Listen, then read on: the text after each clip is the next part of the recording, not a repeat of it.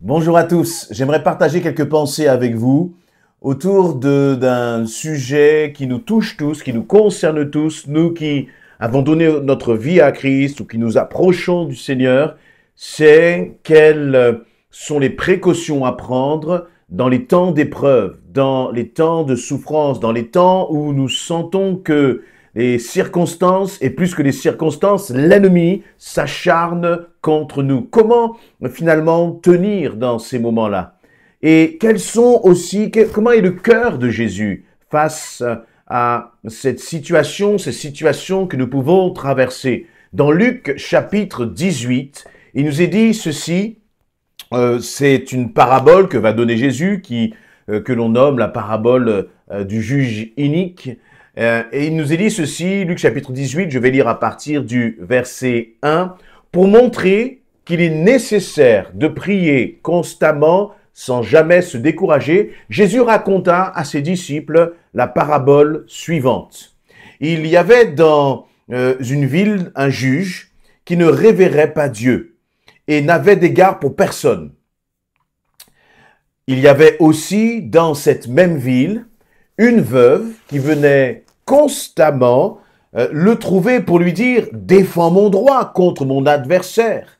Pendant longtemps, il refusa. Mais il finit par se dire « J'ai beau ne pas révérer Dieu et ne pas me préoccuper des hommes, mais cette veuve m'ennuie. Je vais donc lui donner gain de cause pour qu'elle ne vienne plus sans cesse me casser la tête. » Verset 6, le Seigneur ajouta « Notez bien comment ce mauvais juge réagit.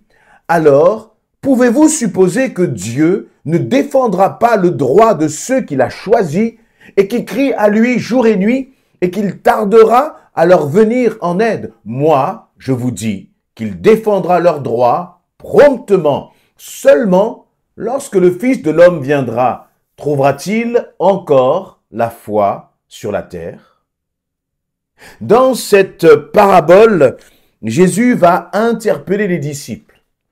Premièrement, je note que Jésus n'a pas utilisé cette parabole pour répondre à une préoccupation des disciples, pour répondre à une question des disciples. Cette parabole, on a l'impression presque, excusez-moi l'expression, qu'elle vient de nulle part. Et c'est comme quelqu'un qui va vous parler d'un sujet et il va aborder avec vous un sujet lors d'une conversation et vous vous demandez, mais pourquoi est-ce qu'il me parle de cela? Imaginons, vous êtes avec vos enfants, par exemple, ou vous êtes avec votre époux et comme sorti de nulle part, il va commencer à vous poser des questions sur un sujet particulier. Et vous vous demandez, mais pourquoi est-ce qu'il me parle de cela? Eh bien, il vous parle de cela, pourquoi? Eh bien, parce que c'est ce qu'il y a comme préoccupation au fond de son cœur. Vous voyez, certains sujets, lorsqu'ils vont sortir comme cela de notre cœur, que lorsqu'on va commencer à en parler, eh bien, cela reflète nos préoccupations, cela reflète peut-être nos sujets de réflexion qui sont importants pour nous.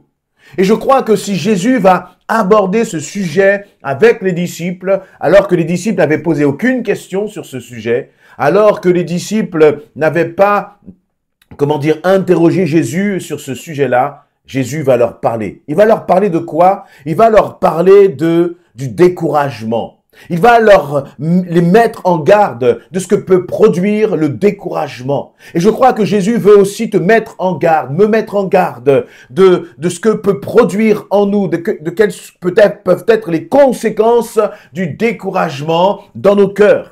Et s'il y a découragement, c'est justement parce que nous pouvons passer par des moments difficiles, où parfois il y a des situations où nous ne comprenons pas pourquoi ces situations perdurent. Parfois, c'est une incompréhension face à ce que nous traversons et nous pouvons nous poser des questions. Et le Seigneur, finalement, veut nous mettre en garde parce qu'il sait que le découragement, la souffrance, la maladie, un problème de couple, un célibat peut-être qui est peut-être parfois lourd à porter, une relation difficile avec les enfants, un problème dans ta vie professionnelle, des échecs dans toutes sortes de domaines peuvent amener au découragement. Et face au découragement, Jésus dit, eh bien, il est nécessaire de prier constamment et sans jamais justement se décourager. Face à la souffrance, face à l'épreuve, voici les conseils de Jésus. Et donc pour illustrer ces conseils, Jésus va prendre l'image d'une femme, d'une veuve, c'est-à-dire d'une femme qui est très certainement malheureuse, qui se retrouve là seule, qui se retrouve très certainement sans, du point de vue revenu financier, il n'y a plus les revenus financiers de son époux, elle est abandonnée très certainement, mais en plus d'être abandonnée, en plus de sa condition difficile, elle fait face à des attaques. Elle fait face à des oppositions. Elle fait face, il nous est dit, à un adversaire qui veut lui voler son droit, qui veut donc attenter à son droit. Et donc, elle va aller voir ce juge. Ce juge, il nous est dit que c'est un juge qui a un cœur qui est mauvais. C'est un juge qui ne craint pas Dieu. Donc, il ne craint pas et ne s'occupe pas des hommes. Il n'a aucun sens moral. Cela n'intéresse pas même d'appliquer la justice. Il est très certainement juge parce que c'est une position d'autorité. C'est une position qui amène un certain confort de vie, un confort financier. Mais le fait d'exercer la justice, ce n'est pas quelque chose qui l'intéresse. Et pourtant, cette femme, elle veut défendre son droit. Et donc, elle va comme importuner, j'allais dire comme harceler jour et nuit ce juge afin qu'il rende justice, afin qu'il fasse tout simplement son travail. Et finalement, le juge, à force d'entendre cette femme, il va dire ceci, eh bien, je vais lui donner gain de cause afin qu'elle me laisse tranquille, non pas parce qu'elle a raison, non pas parce que je me préoccupe de sa situation, non pas parce que j'ai de la compassion à l'égard de cette femme, non pas parce que je veux exercer la justice, mais je vais donner gain de cause à cette femme tout simplement pour qu'elle me laisse tranquille. Tout simplement pour qu'elle me laisse tranquille. Et Jésus va dire, vous voyez, cet homme qui est mauvais, il va rendre justice à cette femme. Alors, à combien plus forte raison, l'Éternel, votre Dieu, celui qui vous a choisi, vous rendra aussi justice. Et c'est intéressant de voir que déjà nous apprenons un certain nombre de choses dans la prière, dans le domaine de la prière. Vous voyez, dans le domaine si tu veux, si tu fais confiance au Seigneur, tu dois persévérer, tu ne dois pas baisser les bras. Et pourquoi est-ce que tu ne dois pas baisser les bras? Eh bien, parce que Dieu est un Dieu de justice, et qu'un Dieu de justice, il te rendra justice. Et c'est intéressant de voir que, justement, Jésus nous appelle d'une certaine façon à prier, mais avec un certain état d'esprit, à réaliser, à prendre conscience d'un certain nombre de choses avant de prier. La première chose qu'il va dire concernant justement la prière, c'est qu'il faut prier constamment et sans se décourager. Sans se décourager. Alors c'est vrai que parfois nous croulons sous le poids du fardeau qu'il y a à porter, sous les souffrances. Mais le Seigneur nous fixe comme là un objectif. Il te dit, ne te décourage pas et prie sans te décourager. Tu peux même prier contre ton découragement. Tu voyez, je crois qu'il y a une attitude là à avoir que nous devons développer. Ce n'est pas quelque chose que l'on obtient en claquant juste des doigts. Ce n'est pas facile. Mais c'est un conseil que Jésus nous donne. Lorsque Jésus nous donne un conseil, soit nous disons c'est pas facile et finalement nous ne mettons pas en pratique ce conseil, ou soit nous disons oui c'est vrai c'est pas facile mais je veux grandir dans cette dimension de la prière. Je veux apprendre à te prier constamment. Je refuse de baisser les bras, Seigneur. Et vous savez ce qui peut nous aider justement à avoir cette attitude, à avoir cet état d'esprit? Eh bien, c'est exactement ce que Jésus va expliquer dans les versets 7 et 8. Dans les versets 7 et 8, il va dire « Pouvez-vous supposer que Dieu ne défendra pas le droit de ceux qu'il a choisis ?» Ça commence par là. Et puis, la deuxième partie, c'est « Et qui crie à lui jour et nuit ». Tu peux peut-être crier au Seigneur jour et nuit. Mais comment cries-tu à lui? Comment pries-tu ton Seigneur? Comment est-ce que tu intercèdes? Est-ce que tu le fais en croyant réellement que Jésus va agir? Est-ce que lorsque tu t'adresses à Dieu, tu réalises à qui tu t'adresses? Est-ce que lorsque tu t'adresses à Dieu, tu réalises que tu t'adresses à celui qui défendra ton droit? Parce que parfois nous pouvons prier, mais de la mauvaise façon. Nous pouvons prier avec le mauvais état d'esprit. Parfois, nous pouvons prier en disant, Seigneur, on ne va pas le dire, mais dans notre cœur, on a l'impression que Dieu nous a abandonnés. On a l'impression que Dieu nous a oubliés. On a l'impression que Dieu ne va pas intervenir parce que ça dure depuis tellement longtemps. Et je crois que Dieu ne répond pas à ces prières-là. Il dit, eh bien, vous ne recevez pas parce que vous demandez mal. Et qu'est-ce que cela veut dire finalement? Demandez bien, c'est demander aussi en considérant à qui nous demandons. Cette femme a été voir ce juge aussi mauvais qu'il était parce qu'elle savait que ce juge était celui qui pouvait changer la situation. Elle savait que aussi mauvais qu'il était, il avait le pouvoir d'intervenir et de lui rendre justice. Est-ce que lorsque nous prions Dieu, nous réalisons, nous avons la foi, nous avons l'assurance qu'il est capable de changer la situation, qu'il va changer la situation, qu'il a la situation entre ses mains et qu'il est capable de la transformer? Et c'est en priant comme cela que justement, on reste encouragé. Parce que si nos prières ne sont que pleurs, découragement et j'allais dire, et apitoiement, malheureusement, eh bien, nous n'allons pas avancer. Et plus il y a, comment dire, un cercle vicieux, plus tu vas te décourager, plus ça va entraîner du découragement, et plus ta foi va être attaquée. Alors que si tu pries sans cesse, mais en croyant que Dieu défendra ton droit, alors en priant, tu vas être encouragé. En priant, le Saint-Esprit va te renouveler. En priant, le Saint-Esprit va te rebooster. Et quand tu vas sortir de ton moment de prière, je t'assure que tu ne vas pas ressortir de ton moment de prière comme tu l'as commencé. La deuxième chose qu'il est bon de réaliser, c'est que dans le verset 7, il nous dit, Jésus dit, pouvez-vous supposer que Dieu ne défendra pas le droit de ceux qu'il a choisis?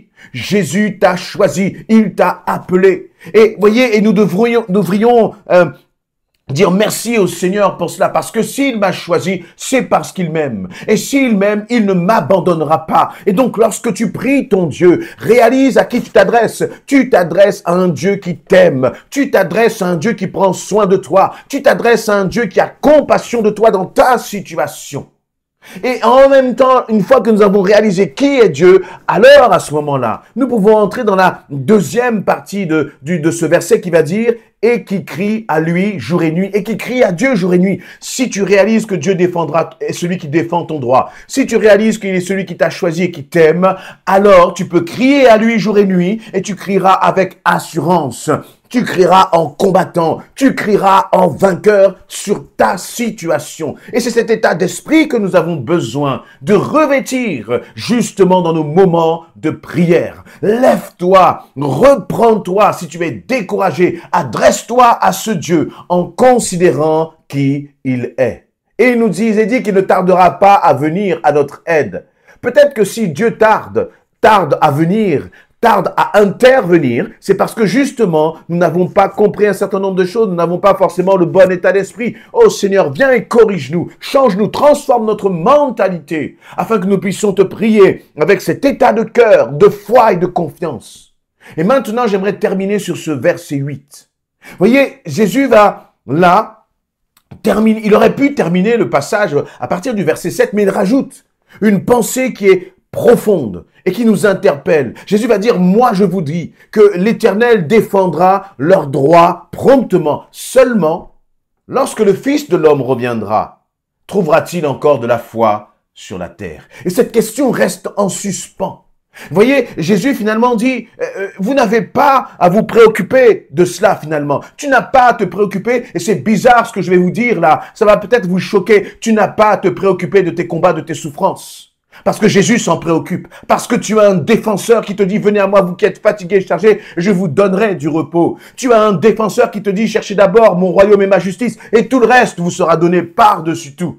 La préoccupation de Jésus, ce n'est pas nos situations, parce que nos situations, il les gère déjà. C'est lui il va dire, ne vous inquiétez de rien, mais faites connaître à Dieu vos besoins. Il s'en préoccupe. La parole de Dieu nous dit que Jésus se préoccupe déjà de nos situations. L'Éternel se préoccupe de nos situations. Ce qui préoccupe le cœur de Jésus, c'est lorsqu'il reviendra. Est-ce qu'il va trouver encore des hommes et des femmes qui ont foi en lui? Est-ce qu'il va trouver encore des hommes et des femmes qui seront enlevés? Parce que, à force de nous préoccuper de nos souffrances, nous oublions notre relation avec Dieu. Nous oublions notre intimité avec lui. Notre foi est attaquée parce que nous concentrons finalement sur ce qui est secondaire, ce qui est essentiel, c'est tenir ferme jusqu'au retour de Jésus-Christ. Et c'est ça la préoccupation de Jésus. Et ça doit être la tienne, ça doit être la mienne. Seigneur, je veux me tenir prêt. Rien ne me séparera de ton amour, mais je marcherai par la foi, quoi qu'il arrive, quoi qu'il en coûte, et au prix même de ma vie.